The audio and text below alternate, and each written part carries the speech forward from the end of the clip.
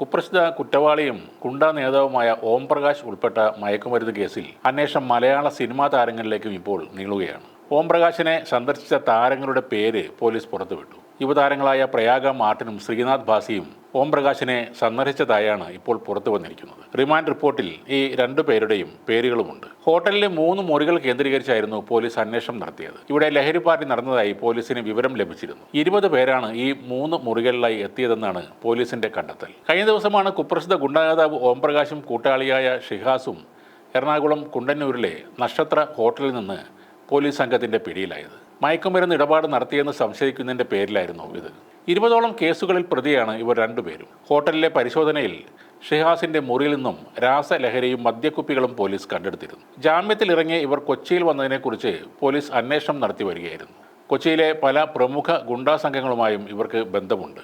NDPS നിയമപ്രകാരമുള്ള വകുപ്പുകളടക്കം ചുമത്തി കേസെടുത്തതായാണ് Maradu police പറഞ്ഞത്. ഈ സംഭവത്തിലെ അന്വേഷണം പുരോഗമിക്കുമ്പോഴാണ് സിനിമാ താരങ്ങൾ ഇവരെ കാണാനെത്തിയ വിവരം പുറത്തുവരുന്നത്. പ്രയാഗ മാർട്ടിൻ, ശ്രീനാഥ് ഭാസി എന്നിവർ ഓം പ്രകാശിന്റെ മുറിയിൽ എത്തിയതായി റിമാൻഡ് റിപ്പോർട്ടിൽ പറയുന്നുണ്ട്. ബോബി ചലപതി എന്നയാളുടെ പേരിലാണ് ആ മുറി ബുക്ക് ചെയ്തത്. മുറിയിലെത്തിയ ആളുകളെ ചോദ്യം ചെയ്യണമെന്നാണ് അന്വേഷണ സംഘത്തിന്റെ ആവശ്യം. നേരത്തെ മയക്കുമരുന്ന് കേസിൽ പ്രതി ഓം പ്രകാശിനും മുഖ്യപ്രതി ഷിഹാസിനും കോടതി ജാമ്യം അനുവദിച്ചിരുന്നു. പ്രതികൾ കൊക്കൈൻ ഉപയോഗിച്ചു എന്ന് തെളിയിക്കാൻ പ്രോസിക്യൂഷന് കഴിഞ്ഞില്ലെന്ന് കോടതി വിലയിരുത്തി. കൊക്കൈൻ സൂക്ഷിച്ചിരുന്ന ഒരു കവർ മാത്രമാണ് പിടികൂടാനായതെന്നും കോടതി കണ്ടെത്തി. പ്രതികളെ 2 ദിവസം കസ്റ്റഡിയിൽ വിട്ടു നൽകണമെന്നാവശ്യപ്പെട്ട് പോലീസ് അപേക്ഷ സമർപ്പിച്ചിരുന്നു. ഇത് തള്ളിയ കോടതി പ്രതികൾക്ക് ജാമ്യം അനുവദിക്കുകയായിരുന്നു. നേരത്തെ തന്നെ നടൻ ശ്രീനാഥ് ഭാസിക്കെതിരെ ആരോപണങ്ങൾ ഉയർന്നിരുന്നു. ഒരിക്കൽ അഭിമുഖത്തിനിടെ അവതാരകയോട് താരം വളരെ മോശമായി പ്രതികരിച്ചത് ഏറെ വിവാദമായിരുന്നു. ചട്ടമ്പി എന്ന സിനിമാ പ്രൊമോഷൻ പരിപാടിക്കിടെയായിരുന്നു സംഭവം. തുടർന്ന് ശ്രീനാഥ് ലഹരി ഉപയോഗിച്ചോ എന്ന് പോലീസ് പരിശോധിച്ചിരുന്നു. ഭാസിയുടെ നഖം, തലമുടി, രക്തം എന്നിവയുടെ സാമ്പിളുകളാണ്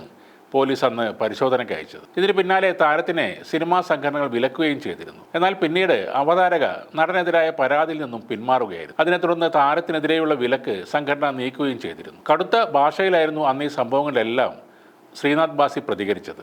മലയാള സിനിമയിൽ താൻ മാത്രമാണോ ലഹരി ഉപയോഗിക്കുന്നയാൾ എന്നായിരുന്നു ശ്രീനാഥ് ഭാസി ഒരു അഭിമുഖത്തിൽ ചോദിച്ചത്. താൻ ലഹരിയാണെന്ന് പറയുന്ന അങ്കിൾമാരിൽ പലരും വൈകിട്ട് 2 അടിച്ചു കിടക്കുന്നവരല്ലേ എന്നും ശ്രീനാഥ് അന്ന് ചോദിച്ചിരുന്നു. എന്തെങ്കിലും ആരോപണം ഉയരുമ്പോൾ ഇത്തരത്തിൽ ലഹരി ആരോപണം കൂടി തിരികെ കയറ്റുന്നത് പതിവ് രീതിയാണെന്നും ശ്രീനാഥ് ഭാസി അന്ന് പറഞ്ഞിരുന്നു. അതേസമയം സിനിമയുമായി യാതൊരു ബന്ധവുമില്ലാത്ത ഒരു വ്യക്തിയുടെ മുറിയിലേക്ക് ശ്രീനാഥ് ഭാസിയും പ്രയാഗ മാർട്ടിനും എന്തിനാണ് എത്തിയതെന്ന സംശയമാണ് ഇപ്പോൾ ഉയരുന്നത്. കേസ് സംബന്ധിച്ച് ഇരുവരെയും പോലീസ് ചോദ്യം ചെയ്തേക്കും. ഈ സംഭവത്തിൽ അന്വേഷണം ഊർജിതമാക്കിയിട്ടുണ്ട് എന്നാണ് പോലീസ് നൽകുന്ന വിവരം.